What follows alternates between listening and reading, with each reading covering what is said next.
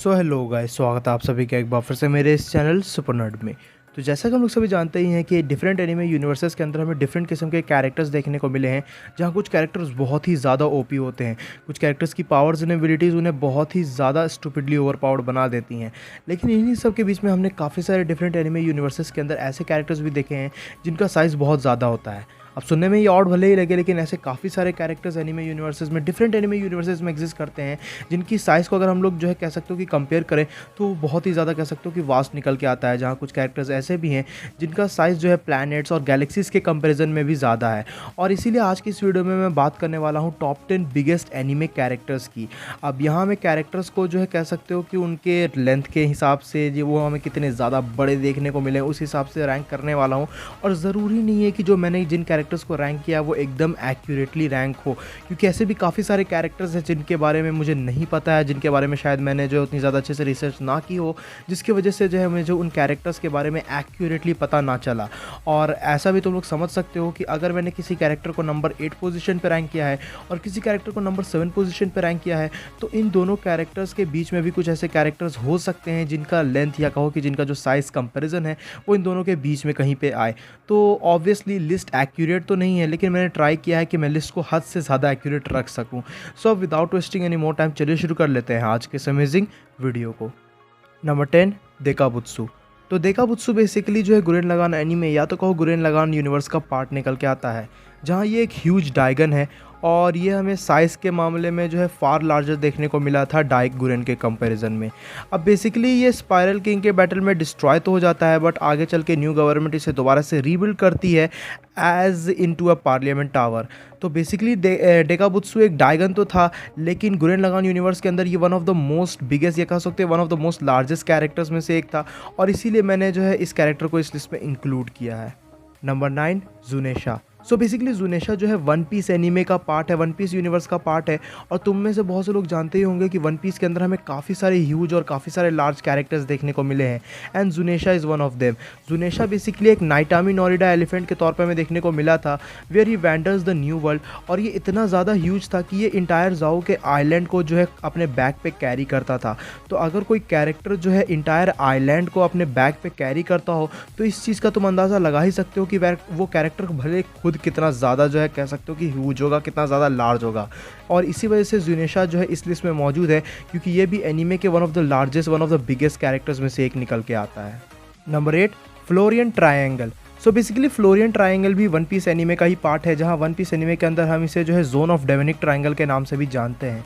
अब एक्चुअली में Florian triangle एक कम्प्लीटली कोई कैरेक्टर नहीं है, ये बेसिकली हमें एक स्ट्रेच ऑफ सी के तौर पे देखने को मिला था, जो उन लोगों के रास्ते में आता था जो एक्चुअली में वाटर 7 से फिशमैन आइलैंड की तरफ जो है ट्रैवल कर रहे होते थे, और इससे जो है बच के निकलना इतना ज़्यादा आसान नहीं था।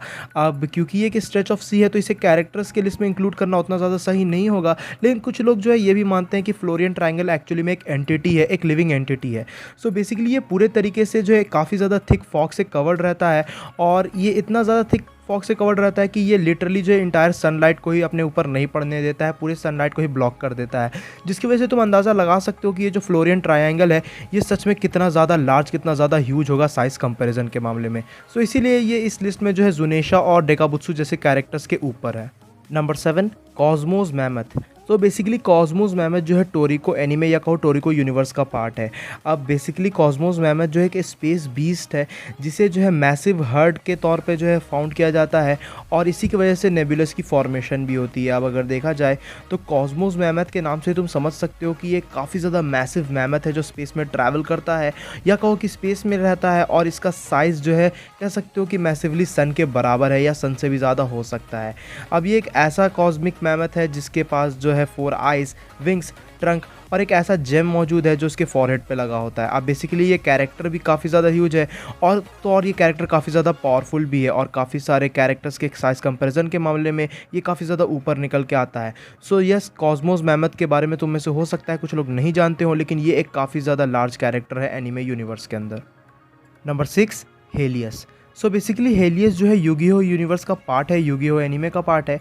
और ये बेसिकली हमें एक सीरीज़ के तौर पे देखने को मिला है सन लाइक लाइट पायरो मॉन्स्टर्स का, जो बहुत ही ज़्यादा ह्यूज होते हैं। अब इन कैरेक्टर्स के बारे में जो है कह सकते हो कि ज़्यादा इन्फॉर्मेशन तो अवेलेबल नहीं है, लेकिन इनके जो आर्ट वर्क है उसे काफ़ी ज़्यादा सेंसर्ड रखा गया है मोस्टली। और हेलियस नाम की ये जो बीइंग्स हैं, ये जो कह सकते हो कि जो पूरी इनकी सीरीज़ है, ये बहुत ही ज़्यादा इन्हें ओवर पावर्ड भी दिखाया जा चुका है। अगर देखा जाए तो हेलियस की जो साइज़ को अगर हम लोग कंपेयर करें तो इनके साइज़ कंपैरिजन के मामले में इनका साइज़ जो है सन से भी काफ़ी ज़्यादा बताया गया है, जिसकी वजह से तुम ये अंदाज़ा लगा ही सकते हो कि ये जो पायरो मॉन्स्टर्स हैं, जो हेलियस नाम के पायरो मॉन्स्टर्स हैं, ये कितने ज़्यादा ह्यूज होंगे। और ऑब्वियसली ये कॉस्मोस मैमथ जैसे कैरेक्टर से भी जो है हमें ज़्यादा कह सकते हो कि बिगड़ देखने को मिले हैं। Number 5, moonlight butterfly. So basically ये कैरेक्टर जो है गंगडम यूनिवर्स का पार्ट है। और मूनलाइट बटरफ्लाई को लेके भी हमें हमारे प्रीवियस कैरेक्टर की तरह ही कुछ ज़्यादा फ्लैशी इन्फॉर्मेशन अवेलेबल नहीं है। इस कैरेक्टर के बारे में हमें ज़्यादा कुछ इन्फॉर्मेशन मौजूद हमारे पास नहीं है, लेकिन हमें इतना पता है कि ये जो कैरेक्टर है ये एक्चुअली में अपने प्रोस्पेक्टिव यूनिवर्स का, अपने पर्टिकुलर यूनिवर्स का सबसे लार्जेस्ट बीइंग बताया गया है और one of the most powerful beings में से भी एक कंसिडर किया जाता है। अब अगर देखा जाए तो जितना इन्फॉर्मेशन मुझे मिला उस हिसाब से मैं अगर तुम्हें बताऊँ तो जो ये जो कैरेक्टर है यानी कि मूनलाइट बटरफ्लाई, ये एक्चुअली में इसका साइज़ जो है इंटायर सोलर सिस्टम से भी काफ़ी ज़्यादा है, जिसकी वजह से तुम अंदाज़ा लगा ही सकते हो कि ये कैरेक्टर काफ़ी ज़्यादा पावरफुल भी होगा और ये कैरेक्टर कितना ज़्यादा ह्यूज है बताए गए प्रीवियस कैरेक्टर्स के कंपैरिजन में।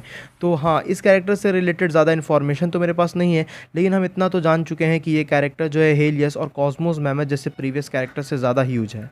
Number 4, super Shenron. तो मेरे हिसाब से सुपर शेनरॉन इस लिस्ट का इकलौता ऐसा कैरेक्टर होगा जिसके बारे में तुम में से सभी लोग जानते होंगे। सुपर शेनरॉन जो है ड्रैगन बॉल यूनिवर्स का पार्ट है, जैसा कि तुम लोग जानते ही हो, जो एक्चुअली में एक इटर्नल ड्रैगन है जो तभी अपीयर होता है जब सारे के सारे सुपर ड्रैगन बॉल्स को गैदर कर लिया जाता है। सुपर शेनरॉन जो है ड्रैगन बॉल यूनिवर्स के सबसे पावरफुल कैरेक्टर्स में से तो एक है ही साथ ड्रैगन बॉल यूनिवर्स के अंदर एनीमे में दिखाया गया सबसे लार्ज कैरेक्टर भी है। अब ये इतना ज़्यादा लार्ज है कि इसके सामने जो गैलेक्सीज़ हैं वो भी बहुत ही ज़्यादा छोटी दिखाई देती है, बहुत ही ज़्यादा टाइनी अपीयर होती हैं। और इसकी वजह से तुम अंदाज़ा लगा ही सकते हो कि सुपर शेनरॉन इतना ज़्यादा पावरफुल है तो इसका साइज़ ज़्यादा होना तो ऑब्वियस ही था। और सुपर शेनरॉन के अगर साइज़ को हम लोग बाकी कैरेक्टर से कंपेयर करें तो ये हेलियस और कॉस्मोस मैमथ जैसे प्रीवियस कैरेक्टर से बहुत ही ज़्यादा ह्यूज है। नंबर 3, सुपर ग्रांजेबोमा। अब बेसिकली सुपर ग्रांजेबोमा जो है गुरेन लगान यूनिवर्स का पार्ट है और सुपर ग्रांजेबोमा जो है मेका पायलट किया जाता था एंटी स्पायरल की कॉन्शियसनेस के द्वारा, लेकिन जब इसकी फाइनल बैटल हुई थी डाइगुरेन के साथ तो एट दी एंड ये लिटरली इक्वल हो चुका था, सुपर टेंगन टोपो गुरेन लगान के साइज़ के बराबर हो चुका था। अब इसका अंदाज़ा तुम इसी चीज़ से लगा सकते हो कि सुपर ग्रांजेबोमा का हाइट कितना ज़्यादा था दूसरे कैरेक्टर्स के कंपेरिजन में, कि ये हमारे इंटायर ऑब्जर्वेबल यूनिवर्स से भी ज़्यादा लार्ज बन चुका था। जैसे कि मैंने बताया ही कि ये सुपर टेंगन गुरेन लगान के लिटरली इक्वल बन चुका था। अब ये कैरेक्टर इतना ज़्यादा केपेबल तो था ही कि यूनिवर्सेस को डिस्ट्रॉय करे, लेकिन खुद जो है इंटायर यूनिवर्स से भी ज़्यादा बड़ा था, जिसकी वजह से तुम अंदाज़ा लगा ही सकते हो कि ये इस लिस्ट में सुपर शेनरॉन और हेलियस जैसे कैरेक्टर से आगे क्यों है। नंबर 2, सुपर टेंगन टोपो गुरेन लगान। अब इस कैरेक्टर के बारे में बहुत से लोग जानते होंगे, बहुत से लोग नहीं जानते होंगे। अब एक्चुअली में सुपर टेंगन टोपो गुरेन लगान जो है गुरेन लगान यूनिवर्स के मेन कैरेक्टर में से एक है। बेसिकली जब टेंगन गुरेन लगान जो है पूरे तरीके से डिस्ट्रॉयड कर दिया जाता है ग्रांजेबोमा के द्वारा, तब टीम डाइगुरेन ये जो है डिसाइड करती हैं कि वो अपनी पावर्स को जो है स्प्लिट कर देंगी पीसेस में, एंड देन जो है वो एंटी स्पायरल्स के इन्फिनिटी बिग बैंग स्टॉर्म के यूज़ से जो है इसे क्रिएट करती हैं, जहां सुपर टेंगन टोपो गुरेन लगान जो है एक्चुअली में बिल्कुल के बिल्कुल सिमिलर हमारे सुपर ग्रांजेबोमा की तरह ही पूरे के पूरे इंटायर ऑब्जर्वेबल यूनिवर्स से भी ज़्यादा बड़ा हो जाता है। अब अगर इन दो कैरेक्टर्स के साइज़ को कंपेयर किया जाता है, यानी कि सुपर टोपो गुरेन लगान और सुपर ग्रांजेबोमा के, तो कुछ लोगों के अकॉर्डिंग जो है ग्रांजेबोमा ज़्यादा बड़ा है, कुछ लोगों के अकॉर्डिंग गुरेन लगान ज़्यादा बड़ा है। अब ये सिर्फ डिफर्स करता है, बट एट दी एंड ये दोनों ही कैरेक्टर्स जो है इंटायर ऑब्जर्वेबल यूनिवर्स से ज़्यादा बड़े हैं और उससे ज़्यादा स्ट्रॉन्ग भी हैं ऑब्वियसली। Number 1, anti spiral. अब एंटी स्पायरल जो है कह सकते हो कि एक हद तक हमें एनिमे के अंदर अभी तक का दिखाया गया सबसे ह्यूज, सबसे लार्ज कैरेक्टर है। और हाँ, यहाँ मैं कैरेक्टर ही की बात कर रहा हूँ, ना कि किसी डिफरेंट चीज़ की। अब अगर देखा जाए तो एंटी स्पायरल एक्चुअली में लीडर रहता है फिजिकल मैनिफेस्टेशन के, यानी कि जितने भी हमें गुरेन लगान यूनिवर्स के अंदर एंटी स्पायरल की कॉन्शियसनेस देखने को मिली है, उसकी जो फिजिकल मैनिफेस्टेशन का जो लीडर है वो एक्चुअल में खुद एंटी स्पायरल है। अब एंटी स्पायरल खुद जो है इस कॉस्मोस के अंदर एक नाई ओमनीपोटेंट कैरेक्टर है, जिसकी वजह से तुम ये अंदाज़ा लगा बता सकते हो कि ये कैरेक्टर खुद कितना ज़्यादा पावरफुल होगा। और इसी वजह से ये कैरेक्टर जो है गुरेन लगान के कॉस्मोस गुरेन लगान के ऑब्जर्वेबल यूनिवर्स से भी ज़्यादा ह्यूज है। और कई हद तक ये गुरेन लगान के बाकी कैरेक्टर्स सच एज सुपर ग्रांजेबोमा और सुपर टेंगन टोपो गुरेन लगान से भी हमें ज़्यादा ह्यूज देखने को मिला है साइज़ कंपैरिजन के मामले में। और अभी तक तो इससे ज़्यादा ह्यूज हमें कोई भी कैरेक्टर जो है मेरे हिसाब से तो एनिमे यूनिवर्स के अंदर देखने को नहीं मिला है। और इसी वजह से एंटी स्पायरल इस लिस्ट में नंबर 1 पे मौजूद है। सो गाइज ये थी video top 10 largest top 10 biggest anime characters को लेके। आई होप सो कि तुम्हें ये वीडियो इंटरेस्टिंग लगी हो। तो अगर तुम्हें ये वीडियो पसंद आई तो इस वीडियो को अपना थम्स अप देना, अपने दोस्तों के साथ शेयर करना। और तुम्हें अगर ऐसा लगता है कि मुझसे कोई कैरेक्टर छूट गया है, मुझसे कोई कैरेक्टर मिस हो गया जो इस लिस्ट में आ सकता था, इन किसी भी कैरेक्टर के बीच में अगर उसकी जो है रैंकिंग जो है कह सकते हो कि उससे स्पेसिफिकली दी जा सकती थी, तो उसके बारे में नीचे कमेंट्स में ज़रूर बताना। और हाँ, जैसे कि मैंने बताया कि लिस्ट में एंटी स्पायरल जो है सबसे बड़ा कैरेक्टर है, बट अगर हम लोग कैरेक्टर्स को इंक्लूड ना करके बाकी चीज़ों को भी इंक्लूड करते हैं तो गुरेन लगान एनीमे के अंदर ही हमें एंटी स्पायरल से भी जो है कह सकते हो कि बिग एंटी स्पायरल से भी लार्ज 2 चीज़ें देखने को मिली हैं। तो अगर तुम में से किसी को पता है कि वो 2 चीज़ें क्या है तो नीचे कमेंट्स में ज़रूर शेयर करना। बाकी चैनल पर कहीं से भी नया आया हो तो चैनल को जरूर से सब्सक्राइब कर लेना। मैं मिलूंगा तुमसे ऐसे किसी नेक्स्ट वीडियो में। Till then bye, stay tuned, stay awesome.